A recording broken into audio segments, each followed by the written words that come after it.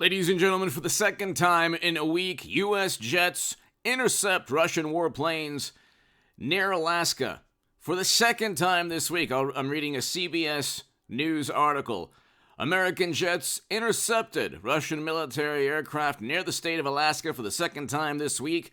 The U.S., Canadian, North American Aerospace Defense Command, NORAD, said Thursday. The joint U.S., Canadian, North American Aerospace Defense Command, the routine quote-unquote intercept of the 4 Russian planes, which included the Tu-95, the Su-30 and 35 aircraft, took place. And this is serious. This doesn't usually happen with such frequency. There are times that Russian planes do fly near or above Alaska, but not twice in a week. And then you had spy balloons that one rebuttal as well, they might have been accidental. Maybe they were just launched and they accidentally got into the jet stream above the U.S. Or above Alaska and then into the U.S. Like, well, maybe foreign intelligence agencies understand how the jet stream works.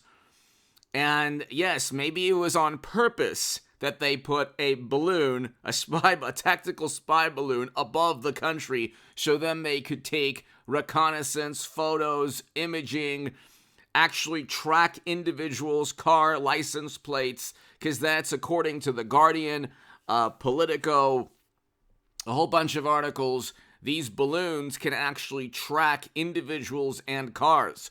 So there's a great deal of intelligence and reconnaissance derived. And it wasn't downed. It was just allowed to go through the entire country. That is very bizarre.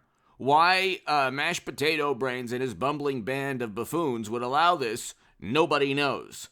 Okay? If it was Trump, it would be hour 56 of Trump, the Trump balloon fiasco. But now it's just a balloon, no problem. Democrats, the adults, are in charge. We're 90 seconds to midnight, by the way.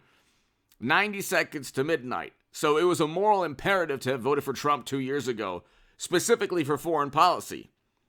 But you'll never get an I told you so moment from anyone who voted against Trump. They would rather have these derailments that are taking place almost simultaneously with these reconnaissance and surveillance aircraft above the country. So there should be some question or some question mark or some investigation as to whether these two things are connected. Okay, because you're looking at a breakdown in infrastructure that Democrats claim to care about. There's a breakdown in infrastructure right as Russian jets are flying above Alaska, and you have 4 or 5 spy balloons, a UFO. They've started a UFO task force, if you could believe this. Okay, the Defense Department. So you have UFOs in the sky. Either we don't know what they are, or we're not saying what they are, or they're surveillance aircraft.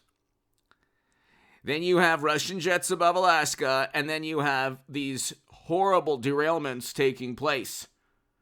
All of this is happening, and it's not normal. We didn't have any of this under Trump, because there would have been an economic response immediately. Hit subscribe to this channel. I should have a live stream tonight. I'm not 100% sure. But you'll have a bunch of videos today because there's a lot going on. I will do a segment on the UFO task force, and that's not a joke. They are creating that. Because there are so many things flying above this country, they don't know what's going on. Almost certainly they're not Martians, but one general last week said, well, I'm not ruling it out. So he actually didn't state categorically that they're not Martians or aliens from another country. But anyway, from another planet. Sorry. But hit subscribe to this channel. Go to hagoodman.com to read my writing in The Hill, The Huffington Post, Salon, The Jerusalem Post, The Federalist, and other publications. And become part of a newsletter there. Ladies and gentlemen, If you want to support my work long term, my Patreon is below. Please go ahead, and if you want to support my work, your Patreon support is greatly appreciated. The super thanks is below as well. So you have fighter jets above the U.S. It's taking place with greater frequency than at any time in Trump's administration. Okay? I do believe that there were never any spy balloons during Trump's administration. That's the categorical absolute lie. These are the same people who pontificate and preach and give these sermons about information that misinforms. Then they fall back on, well, we have a classified briefing, and within the intelligence, we can tell you, these intelligence agencies can tell you things that can't be proven because only they know. Well, that's a stupid ploy. Obviously, you need evidence before you make any claim. That's why when you, with the reporting on Trump's administration, the reporting of Trump's administration for 4 years was only sources say, anonymous officials say, officials on the condition of anonymity say. It's all gossip and hearsay.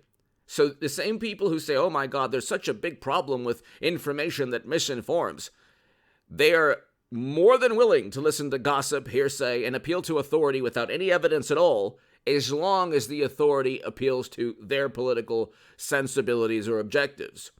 So they're absolutely embarrassed that they allowed a spy balloon to traverse across the United States of America, taking photos, taking pictures, images, maybe geothermal images, who knows, of nuclear facilities, of trains, everything that they could take pictures of, individuals. And because these tactical balloons can get very close in terms of the surveillance, they can get very, very detailed, according to The Guardian and Politico and other publications. And so, then they said, well, it happened under Trump. It happened under Trump. But it didn't happen under Trump. There's no evidence that it ever did. There's not one shred of evidence other than headlines across all these publications. This happened under Trump 3 times. And then you read, whenever you hear anything about Trump, and whenever there's anybody, Trump said this, how do you know? Go to the source, go to the article, and see how it's defended. How do they cite?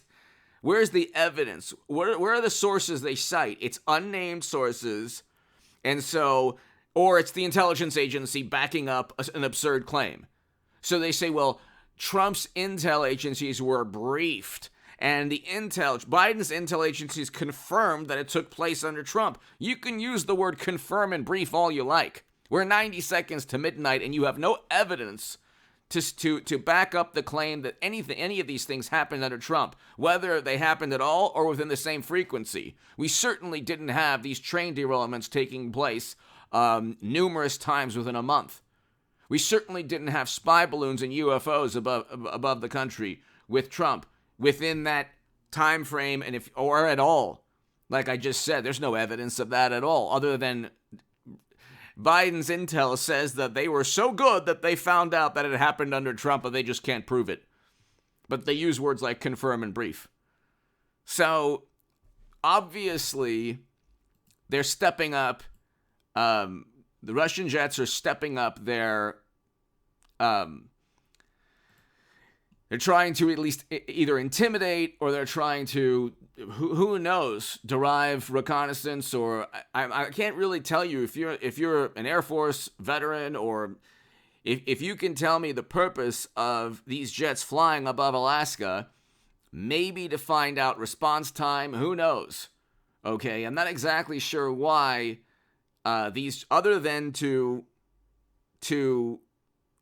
further to intimidate or to further the military conflict that we face right now. There's an invasion in Europe, and so maybe that is part of the equation. Seeing how fast we respond, seeing what we do, how the response or how we respond to a heightened level of military conflict. This is all testing the country. Again, there's no military response, there's an economic response. But Biden doesn't want to use the economic response like Trump would, like Trump did. He kept Trump's tariffs, and they kept Trump's tax cuts, and Trump's policies worked. That's why they didn't reverse a whole bunch of his policies. Anyway, give me your thoughts below. Hit subscribe right now. The you-know-what is hitting the fan.